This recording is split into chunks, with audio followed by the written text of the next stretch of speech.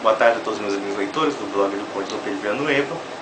E eu recentemente recebi uma mensagem do canal Antifé, em que ele me chama de ignorante, de burro demais, e que eu desconheço história para afirmar que os regimes ateístas realmente mataram milhões, ou não sei quantos, né, é uma estatística assim, assombrosa de religiosos, né, em pleno século XX. E aí ele tenta negar que o regime soviético, como regimes comunistas em geral, perseguiam os religiosos por questões religiosas e sim por questões políticas. Como se isso mudasse ou modificasse o fato de que o ateísmo não fosse o fator predominante de mobilização e de perseguição antirreligiosa. Quando, na verdade, se a gente estudar a literatura marxista, a literatura materialista, né, uma literatura materialista, que de fato pregava que a religião tinha que ser extirpada da sociedade como uma velharia do passado ou como um instrumento, né, da manipulação das classes dominantes contra as classes ditas exploradas. No entanto, o que me assustou no rapazinho é que realmente eu acho que ele precisa estudar uma certa bibliografia sobre o assunto, porque ele realmente mostra um desconhecimento histórico sobre a história soviética e sobre a história comunista em geral e do século XX, assim, assombrosa. Para começar, eu vou apresentar aqui umas bibliografias básicas para ele estudar. Temos aqui da Richard Pipes, um historiador polonês norte-americano, que escreveu essa obra chamada História Concisa da Revolução Russa.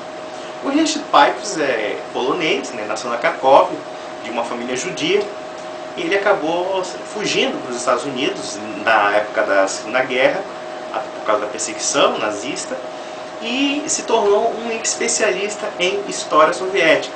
Inclusive, virou assessor do Ronald Reagan para assuntos soviéticos. Bom, parece que pelo menos deu certo, né? Porque o Império Soviético caiu com o Ronald Reagan, né? E ele escreveu essa obra muito interessante, muito reveladora, chamada História Concisa da Revolução Russa, baseada nos documentos soviéticos, foram abertos em 1991, né? Em que ele mostra, né, a sanha assassina dos bolcheviques, né, e inclusive a perseguição também antirreligiosa contra a Igreja Ortodoxa na Rússia, né? Claro que o pano de fundo aqui não é em si a perseguição religiosa, mas ele revela também o quanto os bolcheviques inventaram meios de combater a religião, não somente na repressão política, como também na doutrinação ideológica.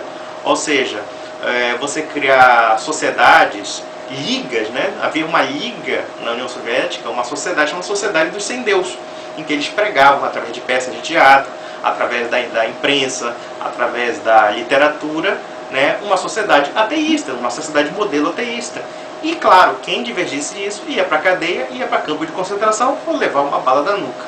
Bom, isso aqui já é o começo, meu filho, viu? Você pode começar a estudar e começar a ler e já parar de falar abobrinhas, né?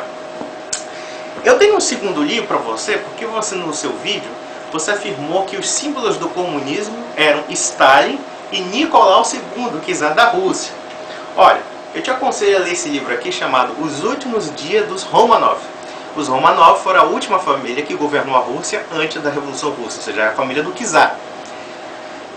Essa famíliazinha aqui, em 1918, em julho de 1918, foi assassinada pelos comunistas. Logo, não poderia ser símbolo comunista, muito pelo contrário.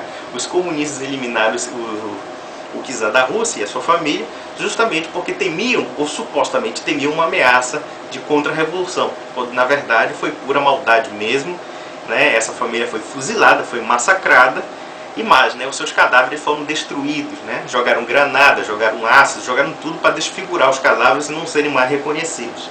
Então, da próxima vez, por favor, não confunda símbolos, né? Não faça essa bobagem de dizer que o czar Nicolau II é um símbolo do comunismo. Não faça essa barbaridade, não vá para a Rússia, não fale essa besteira, porque senão você pega porrada tanto de comunista como de membro da Igreja Ortodoxa, ok? Bom, já que nós estamos falando de perseguições políticas, né, e tudo, eu aconselharia a pessoa comprar esse livro aqui. Com certeza esse livro não tem mais edição, tá? Esse livro chamado Eu Escolhi a Liberdade, de Viktor Kravchenko. Esse cidadão aqui foi membro do Partido Comunista na época de Stalin, e ele acabou desertando, fugindo, né? Desertando, isso é palavra de comunista, mas fugiu da Rússia em 1944, E em 1947 publicou esse livro chamado I Chose Freedom, né? Eu escolhi a liberdade. E aqui ele revela os massacres, a brutalidade, os campos de concentração, as deportações em massa para a Sibéria, as perseguições políticas em massa na sociedade soviética, inclusive não poupando religiosos, embora claro que o foco dele não seja esse, mas de fato ele mostra o caráter repressivo de uma sociedade ateísta, de uma sociedade materialista, sim, né? Inclusive isso aqui pode ser de estudo para você, né? Inclusive ele tem uma história interessante que quando ele publica a sua obra, o Partido Comunista, através de alguns jornais, Em 49. Em 1949, ele foi acusado pelo Partido Comunista de ser um agente da CIA, e ele entrou na justiça contra o jornal, né, um dos jornais do Partido Comunista, e ele processou esse jornal, e através de um tribunal francês ele provou toda a maldade, toda a brutalidade do regime soviético. Temos outro aqui, chamado A Infelicidade do Século, de um francês chamado Alain Besançon, em que ele fala da relação entre o nazismo e o comunismo, né? Ou seja, que na verdade existem mais semelhanças entre o nazismo e o comunismo do que a gente imagina historicamente. E cada vez mais os trabalhos sobre história soviética, história nazista caminham nesse sentido, uma coisa que não era comum, né? Se a gente analisa bem, a gente sempre vê o nazismo e o comunismo como elementos separados e antagônicos, quando na verdade não eram tão antagônicos assim. Esse livro aqui, já que acho que você deve ler um gibi de 10 páginas, ele tem o quê? 133 páginas, talvez não vai tomar muito seu tempo, né? E também nós temos o livro negro do comunismo. Isso aqui, as maldades comunistas da história da humanidade, né? E por que não dizer as maldades ateístas também, né?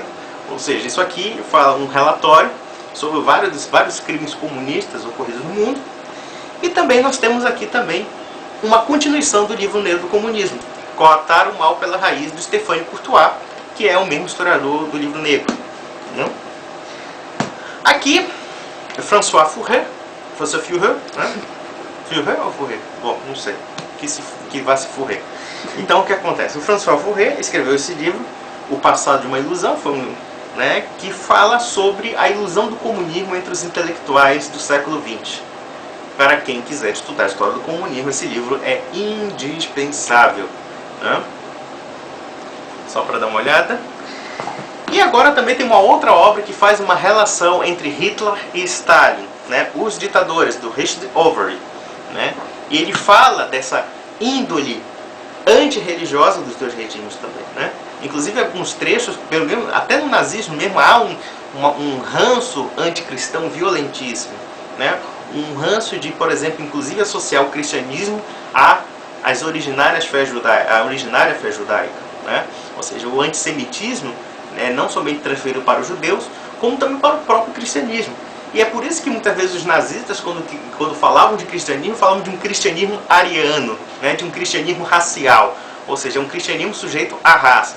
É claro que isso é delirante, né, completamente maluco, mas que de fato foi o que aconteceu com o nazismo e no caso também soviético, ou seja, a religião, se não esmagada, sendo usada como instrumento de manipulação do próprio Estado. Partindo dessa linha de fazer assimilação entre Lenin e Hitler, ou Stalin e Hitler, tem isso aqui, Lenin, Hitler e Stalin, a era da catástrofe social, de Robert Gelattery, né? Então, quer dizer, ele faz uma associação entre o comunismo soviético nas suas origens com Lenin e até o que? A assimilação do regime nazista, essa ascensão do regime nazista em 1933, né? Por outro lado, os 7 chefes, né, do Dmitry Volkogonov. O Dmitry Volkogonov era general do Exército Vermelho, né? E depois ele se tornou um dissidente e começou a escrever sobre os 7 chefes do Estado Soviético, de Lenin até Mikhail Gorbachev. Já que o nosso amigo falou de Stalin, né? Stalin, e que ele começou a querer comparar com religião, eu aconselharia a ele ler esses 2 volumes, chamado O Stalin Jovem e A Corte do Czar Vermelho, de Simon Sebag Montefiore, né? Que vai mostrar o caráter de marxista fanático, né? De antirreligioso. E, inclusive devemos lembrar que Stalin, antes de ser o ditador da Rússia, era seminarista e depois bandoleiro, né? E ele, como seminarista, ele tinha um ódio furioso da religião cristã, né? E não é por acaso que ele se tornou bolchevique, não? E para falar em campos de concentração, nós temos aqui o Gulag da Annie Applebaum, né? Assim, macieira, né? Traduzindo bem literalmente, que fala sobre a história dos campos de concentração soviéticos, não? Por outro lado, nosso amigo falou do Mao Tse Tung, que o Mao Tse Tung foi responsável pela industrialização da Rússia. Aquilo foi muito da China. Aquilo foi muito engraçado, né? Porque se Mao Tse Tung fez alguma coisa, foi reduzir a economia chinesa à Idade da Pedra. Quem quiser ler sobre o assunto, leia Mao, da Jung Chang e do John Holiday, é o marido dela, que é inglês, ela é chinesa. E ela, coitada, ela inclusive é uma exilada política que sofreu as maravilhas da Revolução Cultural Chinesa, né? Ou seja, aquela perseguição violenta, espancamentos, etc., ódio à religião, ódio às tradições, etc, etc, etc. E para finalizar, eu vou falar sobre a Guerra Civil Espanhola. Nós temos essa obra aqui do Anthony Beevor. É uma obra que tem falhas, né? Porque ele tem uma visão um pouco... Às vezes ele acaba descambando com uma visão esquerdista depois, né? Mas é bastante revelador da questão da perseguição antirreligiosa contra os católicos na Espanha, né? Agora, uma obra que é muito interessante, já de origem de língua espanhola, você só vai encontrar em língua espanhola, é Los Mitos da Guerra Civil, do Pío Moa, que é um historiador espanhol, em que ele fala da perseguição religiosa na Espanha, né? E inclusive como o Partido Comunista, junto com demais grupos de extrema esquerda, tentaram simplesmente extirpar a religião da história, da cultura e da memória da Espanha. Você imagina um país que era católico e de uma hora para outra nasce um Estado ateu e comunista querendo extirpar a religiosidade e extirpar as tradições da grande maioria do seu povo. E isso foi a Guerra Civil Espanhola, né? Uma guerra violentíssima que matou milhares de religiosos e que também faz parte das tristes páginas do século XX.